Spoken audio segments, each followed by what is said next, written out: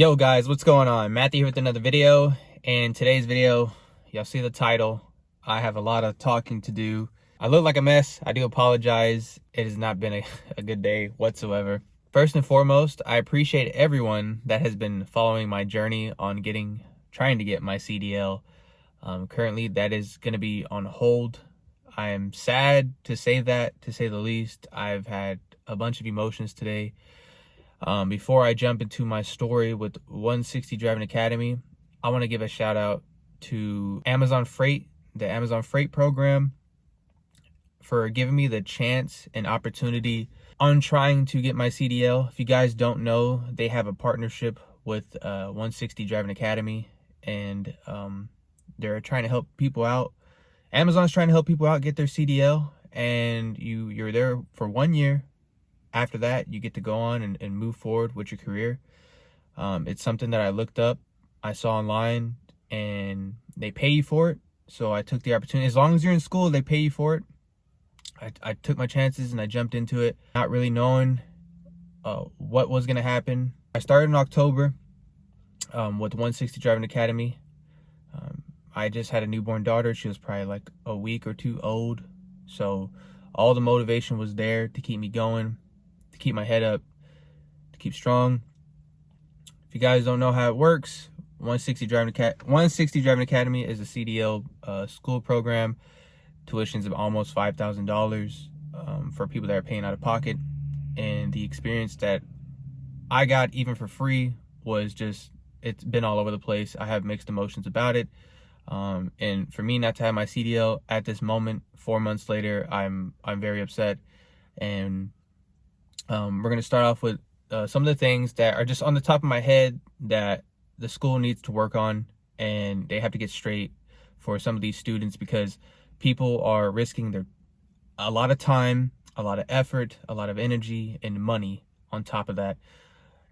And to get nothing in return for some of these guys that are really working hard, pushing forward on trying to obtain their CDL and getting nothing in return, it's just an awful experience to feel that. I live here in Texas, and I have been, like I said, I've been here since October. Since the first day, first week was in class. It was nerve-wracking, but I got it done. I think for the most part, it was pretty simple. Everything was online, and they give you enough information that's going to help you pass that learner's permit test, that written test part. It was a little janky and a little weird at times when it comes to that. I mean, like, it goes by so fast. The test, you can literally just cheat. Like, in a way, if you guys know I've been to 160, you know what I'm talking about. You can just skip ahead what the teacher's saying. But for the most part, I got it done, and I thought, okay, this is weird, but I'm pretty sure where they put all their time and effort is on the school part. Now, my experience is just one, but even one place speaks for the whole 160 Driving Academy, and something has to be done. It needs to be better. The school's awful. I could probably grab you 10 people from my phone list that will share the same experience that I've had with my school. First day on the yard, I didn't even know who my instructors were. I had no clue. There was this whole paper that they gave us at the 160 office talking about no cell phones are allowed. You're going to be wearing lanyards to tell what level you are on your driving experience. And then you're going to get tested on everything. You're going to be on the road, so on and so forth, right? They say be there 7 a.m. sharp, no later. Early is on time type of stuff.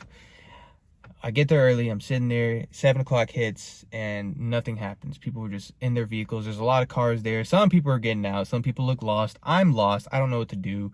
I sit there for about 10-15 minutes because I assume that there's got to be some type of meeting held up right at this point. Wait 30 minutes, and finally I get out of my vehicle, and I'm just following people at this point. I don't know what's going on. I'm asking questions. I'm like, it's my first day. They're like, okay, some people are gonna come out. They're gonna grab you and tell you what's gonna happen, right? So that happens. An hour in, we go in this little like little shed type thing where they have their computers set up and all that. There's like 4 or 5 of us. They go over some rules talking about no harassment, make sure that you're following these rules of no cell phones, yada yada yada. Next thing they tell us is, hey, you can pull out your phone for this pre-trip A card that I'm about to go over you, and then I'll keep on coming out periodically to check up on how y'all doing. So he goes out, and I have a video by the way of it, and I don't know if I'm gonna post it, but I do have a video of it. He goes out, he goes over the pre-trip, he goes over A card, so he don't even go over all the cards, he just goes over A card, and explains, from left to right are your clearance lights, you got your headlights, not cracked, bent, or broken, yada yada yada. And I'm in my head, I have no clue. I don't know anything about trucking at this point. I'm new to the game, and I'm thinking this is the whole pre-trip, right? It lasted about 5 minutes. He said, all right, that video that you just grabbed, don't put it on YouTube, but use that video to study, and I'll come out here periodically. I never see him again for the rest of the day. The rest of the day, I don't see him. I'm like, all right, well, there's a truck here. It's got like tape with stuff written on it. I got a picture of that, of just everything that you need to know. So me and the students, that was our first day, we were just sitting in front of the truck. We were looking at it, and we were kind of just waiting because we thought somebody would come up and explain to us, what each component is, what it does, how to say it during the test. They did give us a piece of paper, but that piece of paper was all types of wrong stuff that was not supposed to be said, or the wrong thing was said, or something that was missing. That paper just didn't provide enough of it. I don't know why they gave it to us if that's going to be an issue. So at this point, I mentioned that I saw one person with a yellow vest. I did see one person with a yellow vest. I didn't know who else was an instructor at this point. And people would come up to us and tell us about the parts, and I would assume that they were the instructor. So I'd start listening, like trying to pay attention, like a good student, right? And turns out they're just a student like me. They just been here longer than I have, and they're just trying to give a helping hand.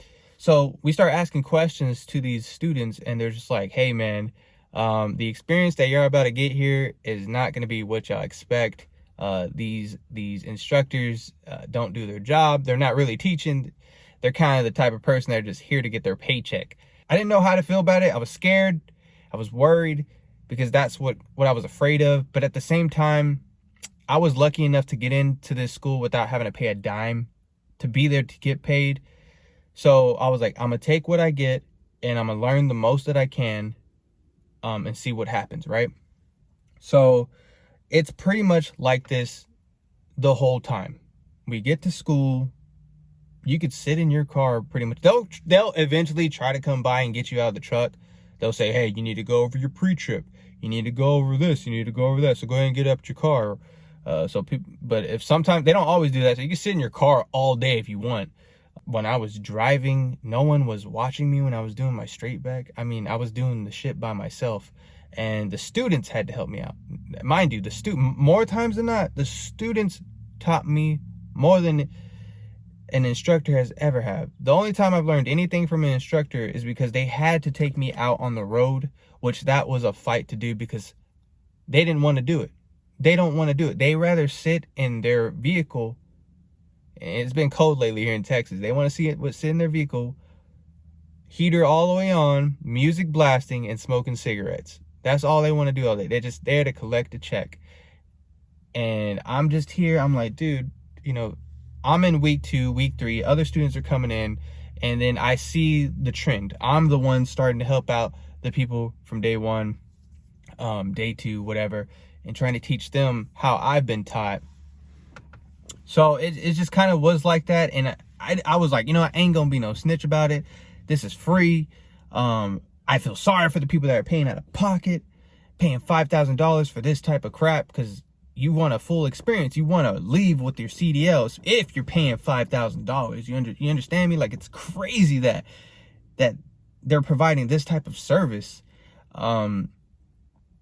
So I'm already 2 months in. Holidays are in the way, Thanksgiving and Christmas, New Year's, yada, yada, yada. I need 3 more hours of driving time. one of the instructors got fired. I don't know what day, but they got fired when I wasn't there because of an incident that happened with a student, and they started cussing each other out. Teacher said I was going to drag your ass across this whole yard. Everyone had to write statements. He was suspended at first, but ended up being let go. We haven't seen him since. Now, right, he shouldn't have been doing all that crazy stuff and trying to argue with these people that they're paying, they're basically giving you your check because they're paying you. They're paying for this experience. So I would think you'd want to be better at that, right? Anyways, he gets let go, and this is probably the only halfway decent guy at this point. Halfway decent. And he was the only one that took us out on the road. I mean, the other guy, there was another guy there. We'll talk about him later. He took me out, and we went around one circle. That was about it. And that's because he was told to do that. The manager of the yard told him that he had to take people out. So he had no choice. I mean, at that point, he's like, what can I do? So he does that. This guy gets fired. So now they're a person short, and they're having trouble getting these people out on the road. So I need 3 hours left, and I run out of my 160 hours, because it's called 160 Driving Academy, because you're supposed to get your 160 hours, and after that you're supposed to be done. I was done with my pre-trip. Mind you, they only went over A card with me, so the rest I had to learn with the students. We've sent videos out to each other. They sent me notes, and I used that to help me out, which thank you students, not the teachers, thank you students for helping me get this far, because it shouldn't have been like this in the first place. But I want to give a shout out to y'all. But I passed all. They tested me on those, not wondering where I got the information from. They probably already know, right? I learned my straight back by students. I learned my offset by students. I learned my parallel from students. And all I needed was drive time, which was, I mean, no student can't take me out to drive because they don't have their CDL. So I ran out of hours. And you're not supposed to show back up at the school when you run out of hours.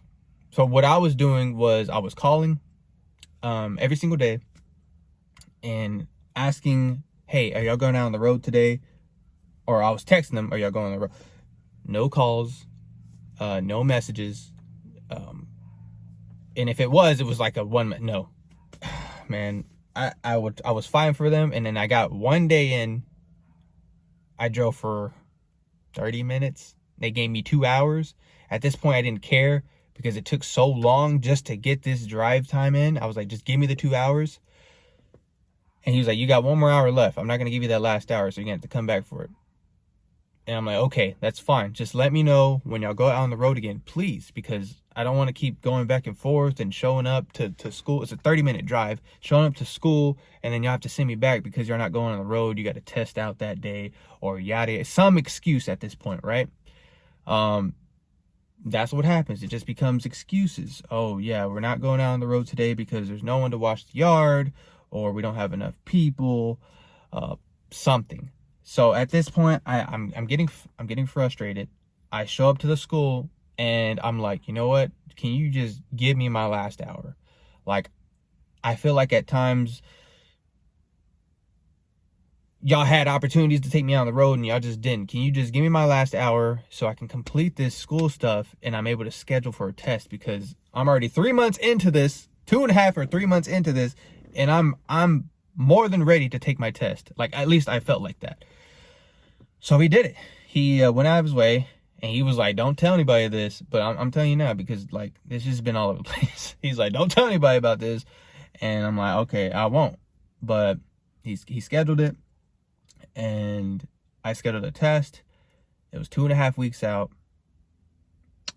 And I maybe got a couple of days of training, even though I wasn't supposed to. I still got in there and got in the truck. I said, forget this. Unless they kick me out this yard, I'm going to get some training in because I should have some hours left.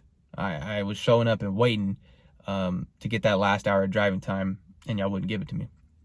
So test day comes, and I get up early. It's at 8 in the morning. It's an hour and like 20 minutes out from the yard. I didn't want to waste any gas in the vehicle I'm in, so I went to the yard. We get in, we drive out there.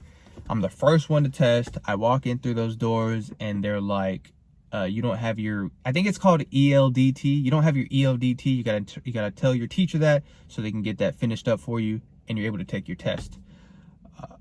I go out there and I tell him. He obviously knows what I'm talking about. This must not have been the first time. This must be like a pretty like often occurrence that happens. And I'm at this DSP and I'm waiting. My appointment ends at 8:30. Like you have an 8 to 8:30 window to check in. Dude, it was like 9:30, almost 10 o'clock. And at this point, I gave up. I was like, you know what? I'm not even going to test. I showed up here for no reason. I was super mad because there was 2 or 3 more people that had to test in front of me. And since I drove with them, I had to wait. So to not even get a shot at completing my CDL hurt me a lot. And all the other things too. Like, since I ran out of hours, I'm not getting paid anymore. I'm just literally here waiting for my test date. And it's hurting my bank. It's hurting my money. And I'm thinking about that too. If you guys don't know, I just had a daughter. And I'm doing my best to support as much as I can. This was a big risk in doing that. So like, I'm thinking of all this. And luckily, I keep saying DSP, DPS came out and they were like, okay, you're ready. You're obviously going to time out, but we're going to get done what you can within this time frame. I knocked out that pre-trip. I got it done, but I timed out and I couldn't do maneuvers in driving. So I was a little happy, but still upset. And they understood my frustration because when they told me and it was like already an hour in, I was like, dude, I don't even want to be here anymore. Like, this is crazy. Y'all should have had this done. Because even prior to that, I called them and I was like, is there anything that needs to be filled out? Anything that has to be done? Because I do not want anything happening in between to where it halts my to take a test. So and then they said, no, you're good. But something happened, right? I had to go back. They rescheduled me for another 2.5, I think it's 2.5, 3 weeks, which was today. Today is the day I'm supposed to take my test. I wake up early in the morning again. And this time I take my car because I understand if I was to pass, I was just going to drive straight to 160's office, pick up my stuff, and be done. Just be done, right? If I failed, I was just going to come back here, understand what I failed. If it was maneuvers, I was going to be like, all right, obviously I need to work on my maneuvers more. If it was driving, okay, I need to work on driving more. I get there at 5 in the morning. My test is at 8-hour drive, but I want to be there super early. I don't want nothing getting in the way. This means a lot to me. I have I have so much time. I'm just sitting there waiting. I'm nervous. I got the nerves kicking in. I'm looking up YouTube videos, how to breathe and all kinds of stuff. It's 7:45. 7:43, 7:45. I get a call from the instructor. And I'm just like, this better not be what I think it is. He calls me and he's like, hey man, you're not at the place already, are you? And I'm looking at my phone. I'm like, why would you ask that? Like, I live an hour away. Of course I'm here, man. I'm trying to get this done. I'm like, no, I'm here already. What's going on? And then he sighs. And when he did that, I just started boiling, man. I just started boiling because I knew he was going to say something I did not want to hear. He was like, man, unfortunately, something's wrong with this truck and you're not going to be able to test in it. And like I said, all I was thinking about was just like, oh man, another 2.5, 3 weeks out, no money, not being able to get a chance to take the test. Again, this instructor has always BS'd me. He's always in his truck. He hasn't been teaching. He really don't be taking nobody out on the road. All my emotions came out. And I was just like, man, I hung up. I was like, dude, I'm not even trying to hear this. I was like, if it ain't good news, don't even explain nothing to me. So I hang up. I call my girl, man, because my girl has been very supportive throughout this whole situation, and I'm venting to her. Guys, I'm emotional at this point. Um, I'm telling her I'm sorry. Like, this has been a huge risk, and she's had to be taking a beating from it because I'm not working. And man, 160 called me back. The instructor from 160 called me back, and he said we could probably get you another truck here in a little bit. And I'm just like, dude, what's a little bit? My test is like 10 minutes. I gotta be checking in, and if you can't do that within 10 minutes, I mean, it's not gonna get done. And then he was just like, man, we could probably reschedule you sooner than you think. The day before this, the truck wasn't working because I showed up to try to get some practice in. Didn't even get in the vehicle to try it because it wasn't working. Mechanic went to go look at it. So I already had the nervous buildup of this probably could happen. But I had no choice. I mean, I wasn't going to just not show up because if it was working, that'd have been my fault, right? So that's what happened again. And like I said, I was just like, dude, this is not cool. This is very unprofessional of 160 because, like, I get it, you know, stuff happens, but the first time y'all didn't have my information in. Second time, you know, you're a school that a lot of people are in. The online course I went to, there was like 700 people at one point. And at one day, you're telling me that all that money, y'all can't get someone to get these trucks to work during test day? And he was just like, man, I'm just a worker here. Don't get upset at me. I haven't done nothing through this whole process. I was like, I mean, not to be rude or anything, but like, you haven't really been teaching. I was upset. I said it straight up. I was like, you've been more in your vehicle than you have out here trying to teach these students. And I've been here. I've been showing up. I've been doing what I can. I've been trying to get this test done with. First time that happened. Second time this vehicle's not working. I'm like, this is BS, man. I told him this is BS. It's bullshit. And then I didn't know. I was driving and getting on the freeway at this point. And he said something. I can't remember the exact words he said in the beginning. He was like, I think he said, you can take 160 and shove it up. I don't know if he said shove it up your ass or what. He said something like that first. And then he said that you ain't shit and nobody gives a F about you. And when he said those things, I'm not gonna lie, I said F you back because I was pretty mad. But I wasn't even mad at him. I was just mad at the fact that I didn't even get a chance to take this test. I hang up at this point. I'm driving back. It's an hour of sadness going back.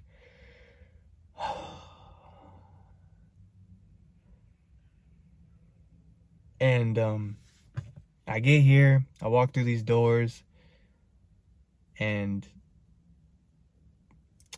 I feel like everything is crushed. My dreams are crushed at this point. I don't know what I'm gonna do after this.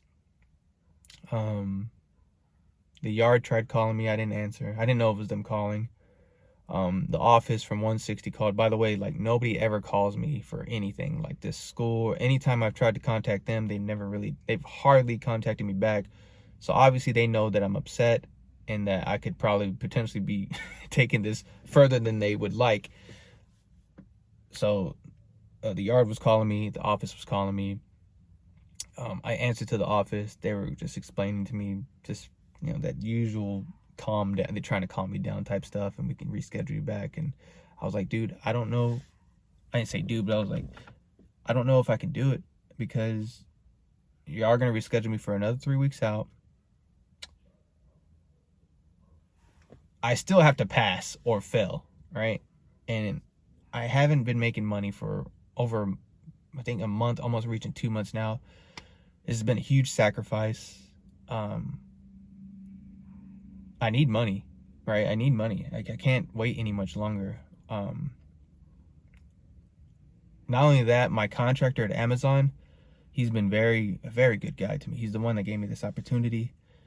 He's been trying to help me out along the way, and he can't do nothing about it. So I do apologize to you. I really do.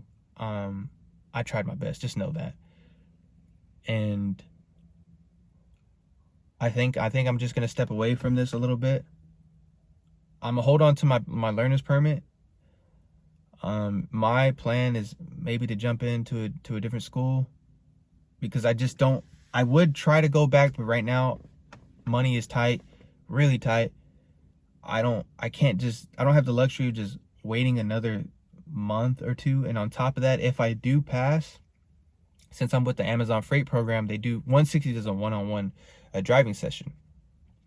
And right now that's backed up. So I probably have to wait another month or two before getting into that. So that whole month or two, I'm not going to get paid again. So my options are up in the air right now. I'm definitely hurt. I'm sad. I'm disappointed. I'm mad. I'm anything but happy at this point. I don't want to make this video. I don't even want to post this video, guys. This is right now it's going 27 minutes. That's long. I don't know what to do. If you guys have any suggestions, please, I'm open to it. What I got working maybe in the background, I think I might be going back to FedEx Express for the meantime. I left on good terms. You guys know I had to step away because of my brother's passing. And I just feel like right now I need to make money. I got to provide. I got a daughter, and I can't waste any more time. This experience has been very awful, and I'm speaking nothing but the truth. I'm not sugarcoating anything. If you guys are paying out of pocket for this, please go somewhere else with your money. Go to a different school, do your research. Luckily this was free for me, and look how upset I am. You know what I mean? Imagine if you had $5,000 down the drain.